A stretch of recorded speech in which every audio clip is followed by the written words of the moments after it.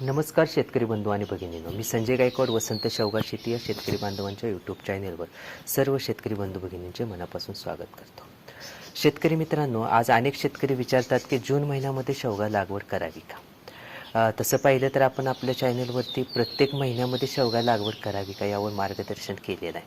प्रत्येक हंगामामध्ये शेवगा लागवड करत असताना आपण मार्गदर्शन करत असताना सगळ्या तिथून पुढचा म्हणजे कृती आराखडा कसा असणार आहे यावर सुद्धा मार्गदर्शन केलं आहे.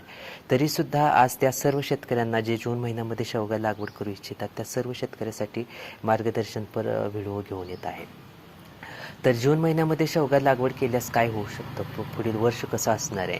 आता जून आणि जुलै या 2 महिन्यामध्ये शेवगा लागवड आपण तुलनात्मक कशी राहणार आहे यावर मार्गदर्शन करणार आहे. तर व्हिडिओ शेवटपर्यंत नक्की पहा. आता जून महिन्यामध्ये शेवगा लागवड केल्यानंतर आपल्याकडे पुढील पावसाळी 4 महिने असणार आहे आणि पुढील 4 महिन्यामध्ये शेवगा लागवड केल्यानंतर झाडांना घडवण्यासाठी ते 4 महिने भरपूर झाले. तर या दरम्यान आपल्याला घडवत असताना जर काही पावसाळी दिवसामध्ये सतत पाऊस, रिमझिम पाऊस, ढगाळ हवामान, अपुरा सूर्यप्रकाश अशी काही अडचणी निर्माण होतात, तरी देखील वेळ आपल्याकडे भरपूर असतो. त्यामुळं जर काय असं नैसर्गिक संकट किंवा आपल्याकडून काही आपण कमी पडलो तर तिथं आपल्याला झाडांना पुन्हा उभा करण्यासाठी तितका वेळ असतो, म्हणजे जून लागवडीसाठी. आणि जून लागवड जी आहे ते हिवाळी आणि पुढे जाऊन उन्हाळी असं 2 बहार व्यवस्थापन करण्याच्या अनुषंगानं ही जून लागवड ही उत्कृष्ट ठरते.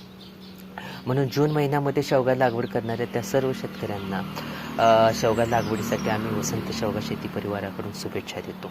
पण शेवगा लागवड करत असताना पावसाळी महिने ही शेवगा शेती मध्ये संकट ठरतात. हे आपण अभ्यास करून घेतलं पाहिजे, कारण पावसाळी दिवसामध्ये शेवगा शेतीमध्ये अनेक समस्या ह्या उभ्या राहत असतात. त्याची आपल्याला पूर्ण जाणीव असणं आवश्यक आहे. त्या अनुषंगानं आपण लागवडपूर्व काही खत व्यवस्थापन करून, काही लागवडपूर्व तयारी करून आपण शेवगा लागवड करायला हवी. म्हणजे आपण इतर हंगामामध्ये कशीही लागवड केली तर तिथं काही फारसा त्रास येत नाही. पण पावसाळी दिवसामध्ये मात्र आपल्याला लागवडपूर्व खत व्यवस्थापन करून, तयारी करूनच आपल्याला काम करणं आवश्यक आहे. म्हणजे पुढील पावसाळी व्यवस्थापन कसं असणार आहे हे आपल्यासमोर निश्चित असायला पाहिजे, तरच ही लागवड ही आपल्याला यशस्वी ठरू शकते.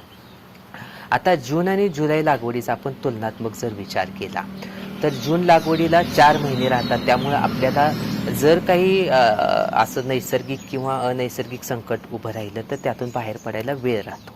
पण जुलै महिन्यामध्ये शेवगा लागवड केल्यानंतर तितका वेळ राहत नाही, कारण जुलै, ऑगस्ट, सप्टेंबर इतकाच वेळ असतो. त्यामुळे झाडाला घडवत असताना तिथं कोणत्याही चुकीला माफी राहत नाही. जर काय संकट दाटून आलं आणि जर आपला तो तर शेवगा झाडाला पुन्हा उभा करत असताना हंगाम नोव्हेंबर बहार पुढं सरकतो, जो की जानेवारी फेब्रुवारीमध्ये पुढे गेल्यानंतर मग आपल्याला उन्हाळी बाजारमंदीला तोंड द्यावं लागत असतं आणि पुढे जाऊन एप्रिल मे बहार व्यवस्थापन करताना सुद्धा अडचणी निर्माण होतात. म्हणून जुलै लागवडीच्या तुलनेत जून लागवड ही सर्वोत्कृष्ट ठरते. जुलै लागवडसुद्धा करू शकता, पण जून लागवड ही बेस्ट अतिउत्तम राहते. त्यामुळं जून महिन्यामध्ये शेवगा लागवड करणाऱ्या त्या सर्व शेतकऱ्यांना आमच्याकडून शुभेच्छा देतो. लागवड हीच वारी, शेती हीच पंढरी. लागवड हीच वारी, शेती हीच पंढरी. मेघानी भरले आभाळ, काळी आई हसली. शेवग्याच्या लागवडीची वेळ आज आली.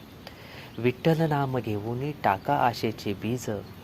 शेवग्याचा साधू म्हणे श्रमातच दिसे पांडुरंग रोज. रामकृष्ण हरी, विठ्ठल रखुमाई.